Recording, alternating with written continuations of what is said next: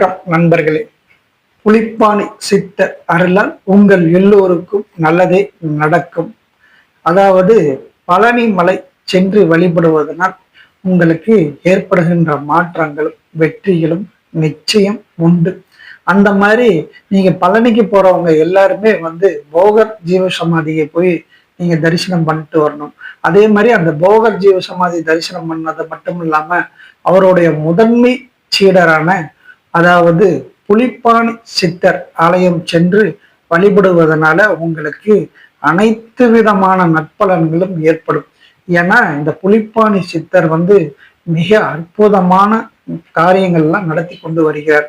அந்த சித்தரோட ஜீவ சமாதிக்கு நீங்க சென்று வழிபடுவதன் மூலமாக உங்களுக்கு மன அமைதியும் அதாவது நிறைவான செல்வத்தையும் கொடுக்கக்கூடிய ஒரே சித்தர் கலியுகத்துல இவரும் ஒருவர்.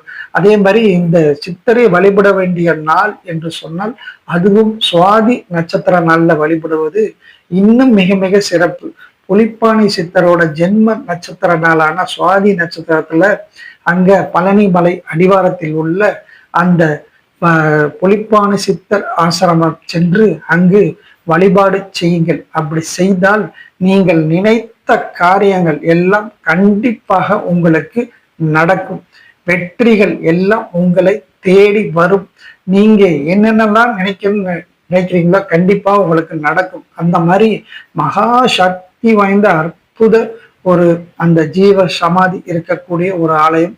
அங்கு சென்று வழிபடுவதனால உங்களுக்கு ஏற்படுகின்ற மனக்குழப்பம், பண கஷ்டம், அதே மாதிரி குழந்தையின்மை, வேலை வாய்ப்பின்மை, இந்த மாதிரி எல்லாம் நீங்கி உங்களுக்கு வாழ்க்கையில நல்ல முறையில முன்னேற்றங்கள்லாம் ஏற்பட்டு உங்க லைஃப்ல நல்ல முறையில ஒரு மாற்றமும் ஏற்றமும் வெற்றிகளும் தொடர்ந்து கிடைக்கும். ஆகவே மாதம் இந்த புலிப்பாணி சித்தரோட ஜீவ சமாதிக்கு நீங்க கண்டிப்பாக சுவாதி நட்சத்திர நாள்ல சென்று வழிபடுவதன் மூலியமாக மிகப்பெரிய அளவுல உங்களுக்கு நல்ல முன்னேற்றமான வாய்ப்புகள் எல்லாம் தேடி வரும்.